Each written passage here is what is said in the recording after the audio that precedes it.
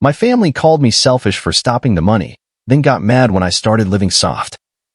Chapter 1. Why does my family hate me when I'm the one holding everything together? Has anyone ever asked themselves? Why does my family hate me when I'm literally the one keeping the lights on? Because I've been asking myself that same question for the last 6 months. I'm the oldest of 4. Dad dipped when I was 10. Mom worked retail until her back gave out. So I stepped up, got my first job at 16, started helping with groceries, rent, everything. By 24, I was making good money in tech. Like 6 figures, stock options, full health insurance kind of money. But here's the thing they don't tell you about being the responsible one. It never ends. No matter how much you give, it's never enough. Your sister needs help with tuition. Mom's car broke down again. Your cousin's stuck in Florida, can you cover his flight? And like a fool, I always said yes. I skipped vacations. Ate ramen for dinner while sending $300 to fix a fridge I'd never seen. Canceled dates because my brother got a parking ticket. Postponed buying a car because someone needed a loan they never paid back. Still, I didn't complain. But last month, I overheard something that changed everything. My cousin was on FaceTime in the kitchen. Didn't realize I was home. He said, honestly, bro just likes feeling like a hero. Let him. He ain't gonna say no. And then they laughed. That laugh echoed in my head for days. All this time, I thought I was being appreciated. I thought they respected me. Turns out, I was just a walking ATM. So I stopped. Cold turkey. No more money. No more yes. No more sacrifices. And the silence that followed? It was glorious. A week after I stopped sending money, the calls started coming in hot. Why haven't we heard from you? Mom's been worried sick. You know we're family, right? I ignored them. But then I got an actual Google Calendar invite from my sister titled, Family Check-in Mandatory. I laughed. These people had turned my personal life into a team meeting. Out of curiosity and a little bit of spite, I joined the Zoom call. They were all there. Mom, my 2 sisters, my freeloading cousin, and my younger brother who swears he's between jobs, but always manages to upgrade his sneakers. Right off the bat, my sister starts in with her therapist voice. We're just confused. This sudden distance, it's not like you. I stayed quiet. My cousin chimed in. You used to be generous. We just don't understand the switch up. I said. Okay. Since we're being honest, let's do this the honest way. I pulled up a spreadsheet. Every payment, every favor, every gas money, and rent top-up. I shared my screen. Over the past 18 months, I've sent this family $18,720. That's just what I tracked. Not counting random food, rides, or phone bills. Silence. Then my brother had the nerve to say, It's not about money, though. It's the attitude. Oh, the audacity. I replied. You're right. It's the attitude. Because the attitude I got in return was entitlement, manipulation, and disrespect. Mom stayed quiet the whole time. That hurt the most. After the call, I got a single text from her. I didn't ask you to keep score.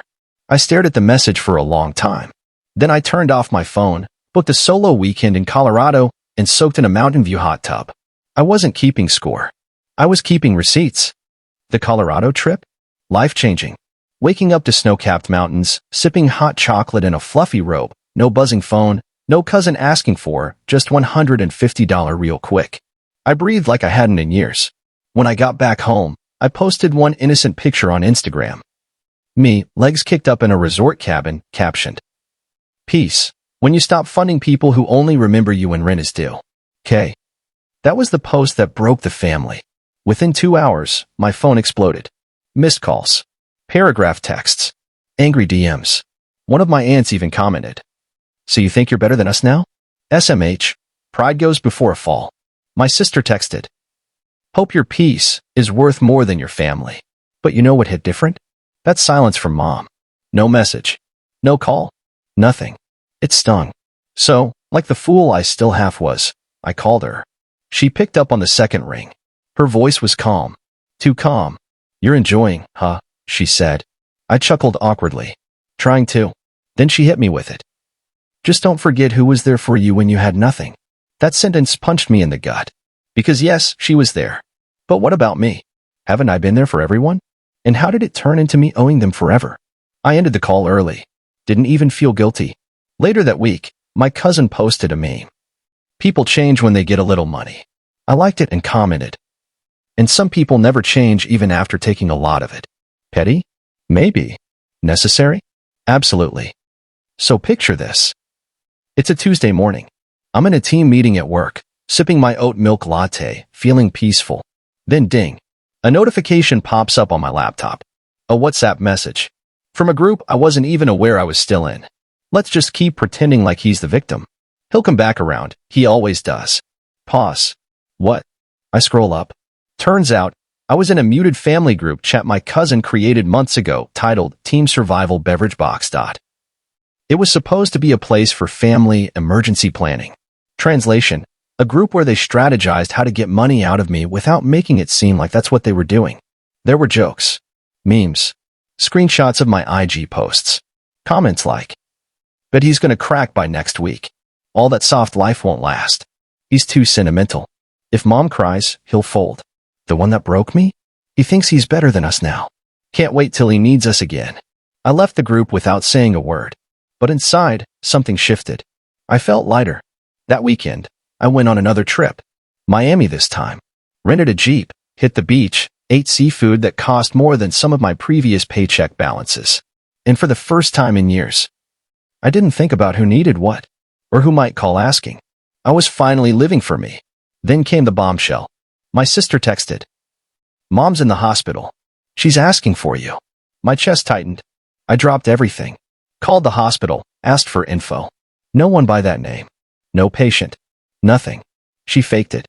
They faked it. Just to see if they could pull me back in. That was the moment I drew the line in permanent marker. After the hospital stunt, I officially hit what the therapists on TikTok call compassion fatigue. Like, how do you fake a medical emergency to emotionally manipulate someone into wiring you $600? I didn't confront them. No long speech. No. I'm disappointed. Just distance. And soft life. I booked another trip, this time to California. Luxury Airbnb. Wine tour. Rented a convertible. Ate oysters on a balcony overlooking the ocean. Posted nothing but vibes and captions like, "No one is coming to save you." So I saved myself. And that's when the new narrative started brewing back home. Apparently, I had changed. Apparently, I was arrogant now. Apparently, money got to my head. No one cared that I spent years killing myself to hold the family together. No one cared that I gave up my 20s so my siblings could have a roof over their heads. But now that I was investing in myself, public enemy number one. They started sending mutual friends to talk sense into me. Old high school classmates randomly hit me up like, "Heard you're ballin' now. Let's link." Even my ex, who ghosted me during my broken turn days, DM'd. "I miss how grounded you used to be. Girl, please." And the family? They switched tactics again. Now it was pity. "Your mom's just hurt. Your sister's in therapy because of this. Your cousin feels abandoned." Not once did anyone ask if I was okay, if I felt abandoned, if I was healing. So I made a promise to myself. I will no longer sacrifice my peace for people who mock my pain. The next month, I upgraded my apartment, got a personal trainer, took myself to a Michelin star restaurant, table for one, and every bite I took tasted like freedom. So picture this. I'm chilling, living my best soft life on silk sheets kind of day. Then I get an email from my brother titled, "Urgent Family Business Opportunity Money Bag." Already, I knew it was SUS, but I opened it anyway, curiosity and all. He'd put together this crusty Google Slides pitch full of typos for a family food truck business. The plan? I provide the entire capital, $25,000. Their justification? Since you've already been helping, might as well make it official. Excuse me? They even had the nerve to attach projected profits based on vibes and lies. And at the bottom of the email, "P.S. Don't bring up the group chat stuff. Let's move forward." I didn't respond. Instead, I invited them to a formal pitch dinner, rented out a private room at a restaurant downtown, had everyone dress in business casual, got there early, took notes like a Shark Tank judge. They were buzzing, probably thought they had me. My cousin even said, "You're gonna love our vision. This could bring the whole family together." Then they started the pitch. It was worse than I expected. No business plan, no permits, just vibes and God. After they wrapped up, I slid a sleek folder across the table. Inside, a breakdown of every dollar I'd given in the last 3 years, labeled previous investments. Then I stood up and said, "You all have taken enough from me. Now it's time you build something without me." And I walked out. Didn't even finish my drink. They called, texted, emailed. One even came to my apartment building. Security turned him away. And me? I went upstairs, poured a glass of wine, ordered sushi, watched a movie under a weighted blanket, and slept like a baby. Because nothing's heavier than being the emotional and financial mule for people who only love you when you're giving. 3 months after the fake food truck pitch, the group chat was dead.